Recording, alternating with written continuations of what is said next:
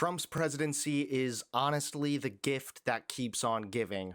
Only it's sort of like a gift from the devil. Trump's not the only one giving, however, he's also receiving. Because just now, New York has dropped a total bombshell on Trump, and it has him panicking. How's it going? My name is Hunter Avalone with Occupy Democrats. Welcome back to another video. Now, the other day we saw a sudden, massive spike with the overall stock market, and a bunch of conservatives pretended like Trump somehow did this, when in reality it was just because Trump announced his pause on tariffs. This, of course, is now called into question whether or not what Trump did was market manipulation, since a bunch of billionaires got far more richer, all thanks to Trump flip-flopping on tariffs. But it seems as though the stock market skyrocketing was very short-lived. Because now, according to Stock Market News, on April 10th, Dow ends over 1,000 points lower, S&P 500 and NASDAQ give back chunk of Wednesday rally as US-China trade war intensifies, and even the dollar declined.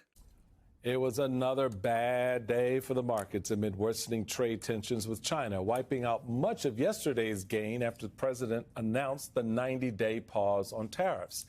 At a cabinet meeting this afternoon, the president said he was not tracking a fall in the stock market, even as the market declined all around him, with the S&P 500 down more than 3%. Stocks tumbled after the White House clarified that its tariff on all Chinese goods is at least 145%, even higher than previously believed.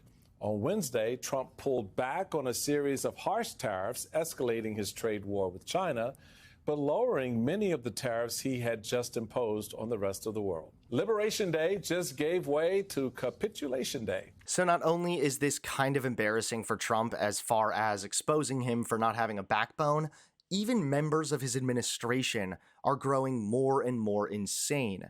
Just recently, RFK Jr. said this.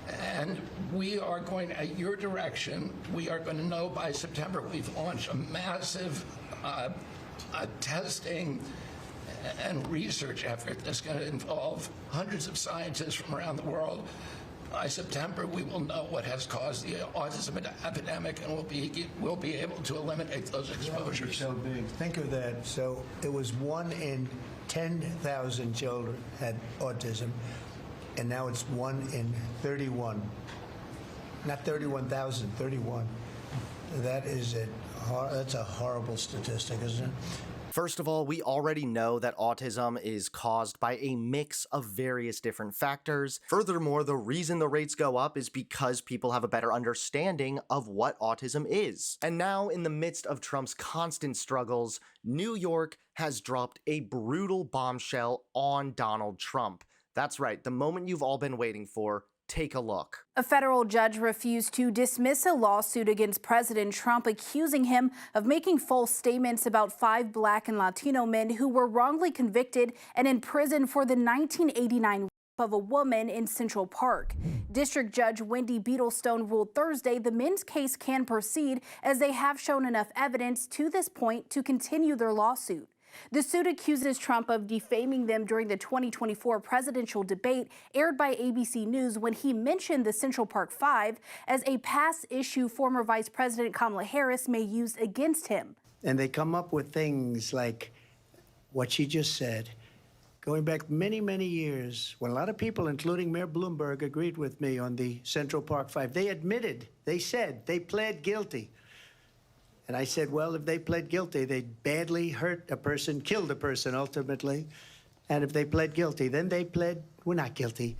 Beetlestone ruled those comments can be objectively determined to be false, and Trump's statement must be construed as one of fact, not opinion. The lawsuit filed in court last October seeks an undisclosed amount of damages for reputational and emotional harm to the plaintiffs. The Trump administration declined to comment on the ruling. The men dubbed the Central Park Five were exonerated in 2002 after new DNA evidence emerged and another person confessed to the crime. As you heard, Trump incorrectly claimed during last September's debate the men killed a woman jogging in Central Park and later pleaded guilty. The woman survived, and the plaintiff's attorneys say the men gave false confessions while later recanting them and never pleaded guilty. The lawsuit accuses Trump of demonstrably false statements against the men and putting them in a harmful false light. Trump has faced criticism in the past over his comments on the Central Park Five as the case gained national prominence. So this is a complete and total legal blow for Donald Trump. It's also truly messed up that Trump is still talking about this nonsense when this case has been put to rest a long time ago. But I guess that's a narcissist for you. You know, Trump just cannot accept when he's wrong. But unfortunately, the trend will continue of Trump stumbling and America plummeting into the abyss.